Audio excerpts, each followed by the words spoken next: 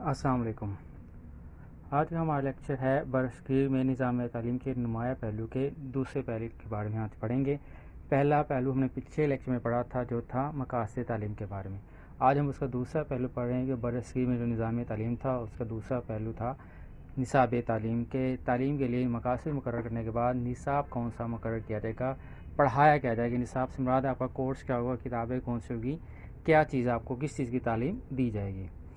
تو اس کے لیے نصاب کیونکہ اس وقت جو قرآن کریم تھا اس کو مرکزی حیثیت حاصل تھی، اور اس کے علاوہ تفسیر، حدیث، فقہ وغیرہ بھی اسلامی نظام تعلیم کا حصہ تھے، جبکہ اس کے علاوہ دیگر علوم جو ہے اس کو اختیاری مضامون کی حیثیت حاصل تھی، جس میں حساب، طب، نجوم اور زراعت وغیرہ تھی۔ اور اس کے علاوہ طلباء اپنی پسند کے مطابق، دلچسپی کے مطابق بھی اپنی آزادی سے جو وہ نصاب پڑھنا چاہے پڑھ سکتے تھے، لیکن قرآن کریم کو اس میں مرکزی حیثیت حاصل تھی۔ پھر سائنسی لحاظ سے دیکھا جائے، کیونکہ قرآن پاک میں اللہ تعالیٰ خود ارشاد فرماتے ہیں سیروا فی الارض، یعنی کہ کائنات کا مشاہدہ کرو، کائنات کی سیر کرو، اس کو تسخیر کرنے کی کوشش کرو، جو بذات خود سائنسی علوم کی جانب ایک اشارہ ہے۔ اس لیے سائنسی علوم کو بھی نصاب کا، اسلامی نصاب کا حصہ بنایا گیا، اور خصوصی طور پر قرآن پاک کا جو اعتراضات کیے جاتے تھے غیر مسلموں کی جانب سے، ان کے جوابات دینے کے لیے فلسفیانہ علوم، خاص طور پر علم الکلام وجود میں آیا، ٹھیک ہے۔ اور پھر نفس کی معرفت کے تقاضے کے لیے علم نفسیات کی شکل اختیار کی۔ قرآن پاک کو سمجھنے کے لیے عربی زبان اور ادب کی ترقی حاصل ہوئی، کیونکہ اس کے بغیر قرآن پاک کو سمجھنا مشکل ہے، اس لیے عربی زبان پر بھی زور دیا گیا۔ اس کے حوالے سے قرآن پاک کو جو اس کا نظام تعلیم تھا اس کو تین مختلف حصوں میں تقسیم کیا گیا تھا، جس میں ابتدائی تعلیم کا نصاب، ثانوی تعلیم کا نصاب اور اعلیٰ تعلیم کا نصاب تھا۔ ابتدائی تعلیم کا جو نصاب تھا، ابتدائی تعلیم کا بنیادی مقصد یہ تھا کہ معمولی پڑھنا لکھنا اور ابتدائی حساب سکھایا جا سکے بچوں کو۔ اس کے علاوہ مذہب اسلام کے جو بنیادی ابتدائی اصول ہیں وہ بھی بچوں کو یاد کروائے جائیں تاکہ ان پر عمل کر سکیں۔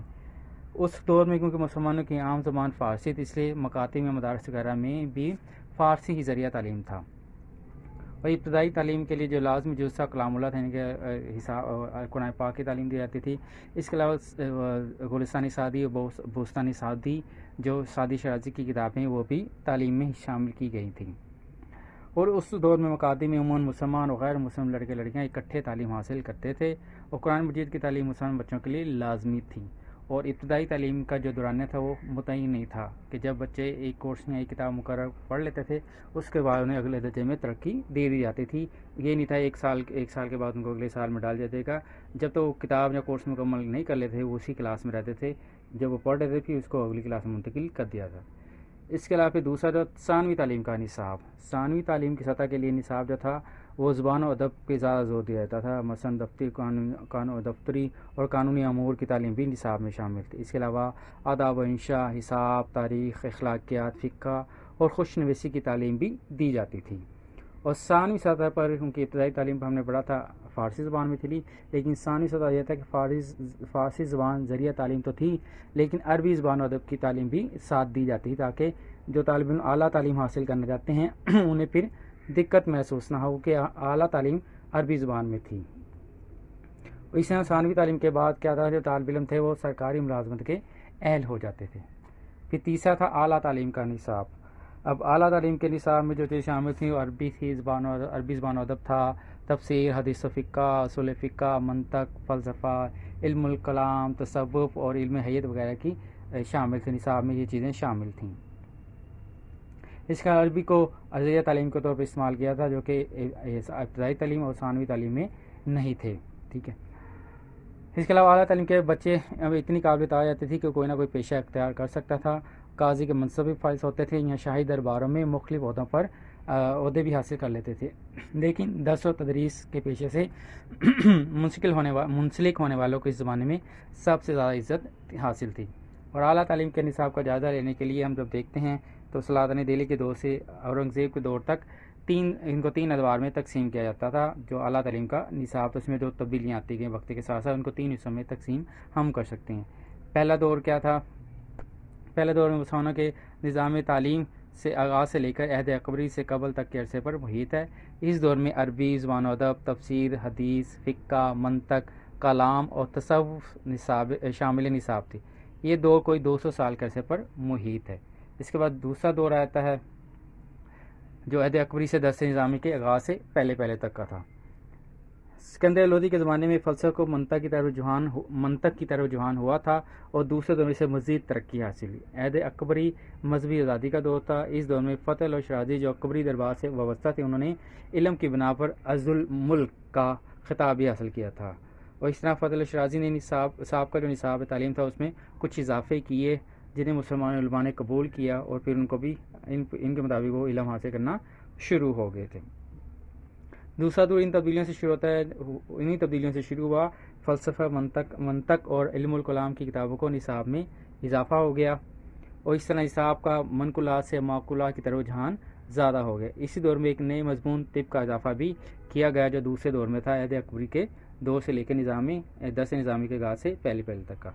फिर तीसरा दौर था दस निज़ामी का दौर था, जो मुल्ला निज़ामुद्दीन सहालवी के दौर था, जिन्होंने दस निज़ामी का कोर्स तरतीब दिया था कि जो पहले जो निसाब पढ़ाया जाता उन्होंने कुछ तब्दीलियाँ वगैरह की मुल्ला निज़ामुद्दीन सहालवी में, और उनके निसाब को फिर दस निज़ामी के नाम से कोरा जाता है, जो इस वक्त तकरीबन बड़े सगीर के तमाम मदारिस में राइज है। इस दौर में मनकुलात की बजाय माकुलात की तरफ ज़्यादा झुका हुआ। मुल्ला निज़ामुद्दीन सहालवी ने निसाब में कई मज़ीद किताबों का इजाफा किया और इजाफा इससे ऊपर किया गया ताकि जो फ़ज़ल शराजी ने कायम की, यानी माकुलात की किताबों में इजाफा हुआ। इसका एक नतीजा निकला कि नकली उलूम बेतवज्जी का शिकार हो गए। उन्हें इस्लामी मदारस में वो मुकाम हासिल ना रहा जो उससे पहले उन्हें था। दस निज़ामी के राजा होने से क्या था, जो नकली इल्म जो बेतवज्जी का शिकार होते उसका अजाला करने के लिए शाह अब्दुल रहीम ने मदरसा रहीमिया कायम किया कि जिनके दरस निज़ाम में जो खामियाँ थी उन खामियों को दूर करके उन्होंने जो एक नया मदरसा कायम किया, जिसे मदरसा रहीमिया दिल्ली में कायम किया गया था। फिर उन्होंने उसमें कुरान हदीस को दोबारा निसाब में शामिल किया और उसके बाद उनके फर्जंद शाह वली उल्लाह ने इस तहरीक को आगे बढ़ाया और यह तहरीक बड़ी मकबूल हुई। दस निज़ामी की कुछ खसूसियात थी जो हम देख लेते हैं। सबसे पहले इसमें था, इस निसाब में जो पहली इसकी खसूसियत थी वो कि इस निसाब में फ़लसफ़ा और मंतक वगैरह की निस्बत कुरान हदीस पर कम तवज्जो थी। दूसरा, निसाब और तारीख़ और जोग्राफिया जैसे अहम मज़ामीन शामिल नहीं थे। तीसरा, सर्फ़ और नहव की कई किताबें निसाब में शामिल नहीं की गई। नंबर 4, दस निज़ामी के निसाब की खसूसियत यह है कि क़ुव्वत मुताला कभी हो जाता है कि पढ़ने की आदत नहीं पक जाती है कि आपके पास ज़ख़ीरा मालूमात आ जाती है, मुताले का शौक़ बढ़ जाता है। और पाँचवीं इसकी खूबी ये थी कि दस निज़ामी के निसाब में मालूमात की वुसअत की बजाय फ़हम व तदब्बर और सोच विचार पर ज़्यादा ज़ोर दिया गया था। दस निज़ामी का हम जब जायज़ा लेते हैं तो हमारे सामने नतीजा आता है कि निसाब को मुचीदा मुश्किल बना दिया गया था और आला तालीम में मनकुलात की निस्बत माकुलात ज़्यादा इख्तियार की थी। और निसाब आज कल भी मदारस में पढ़ाया जा रहा है, कहीं थोड़ी बहुत तब्दीली के साथ है, इनके साथ कुछ किताबों का इजाफा कर दिया गया है और कुछ पुरानी किताबों को ख़त्म कर दिया गया है, लेकिन आज भी हमारे निसाब में हमारे मदारस के निसाब में ये कोर्स चल रहा है और ये बड़ी अहम चीज़ है इसकी। तो आज हमने बरसकीर निज़ाम तालीम के पहलू का दूसरा पहलू हमने पढ़ा जो था निसाब तालीम। अस्सलामु अलैकुम।